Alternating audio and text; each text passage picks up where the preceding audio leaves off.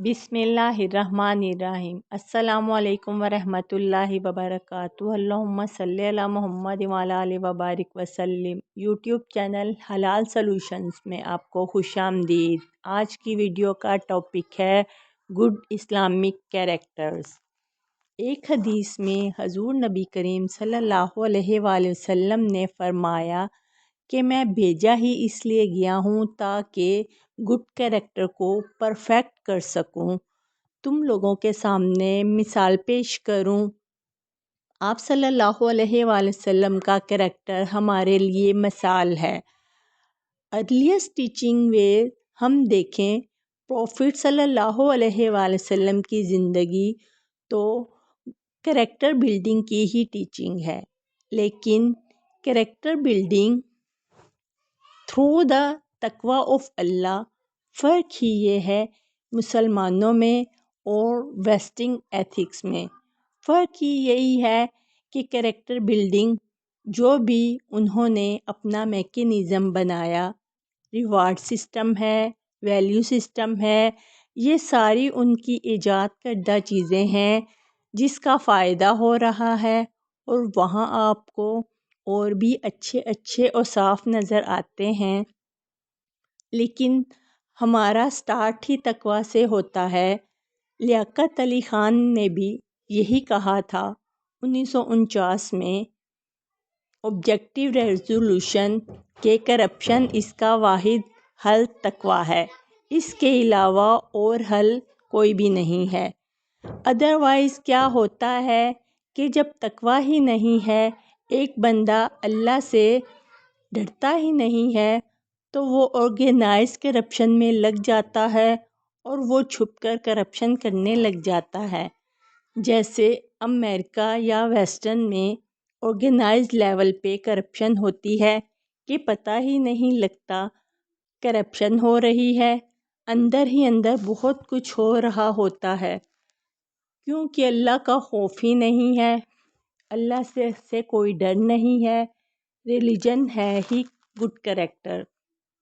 जैसे इमाम शाफी का एक मशहूर वाक़या है कि वो इल्म हासिल करने गए, काफ़ी अरसे बाद इल्म हासिल करके वापस आए तो आलिम बन गए। दरवाज़े पर नोक दी, माँ ने पूछा कि कौन है, आपने अपना नाम बताया। माँ ने पूछा क्या सीख कर आए हो, तो इमाम शाफी ने फरमाया इल्म और आदाब। तो माँ गुस्से हुई और कहा कुछ नहीं सीख के आए, चलो वापस चले जाओ। तो बड़े परेशान हुए और सोचा कि ये क्या, मेरी वालदा ने मेरे साथ क्या किया। फिर अपने उस्ताद के पास गए, उन्होंने बताया कि ये मामला हुआ है मेरे साथ। उस्ताद मुस्कुराए और कहा पहले आदाब कहना था, फिर इल्म कहना था। फिर जब वो दोबारा घर गए, माँ ने पूछा तो पहले आपने आदाब कहा, फिर इल्म का नाम लिया, तो तब दरवाज़ा खुलता है। यानी वो माँ भी किस लेवल की खातून थी। तो कहा हाँ, अब तुमने कुछ सीखा है।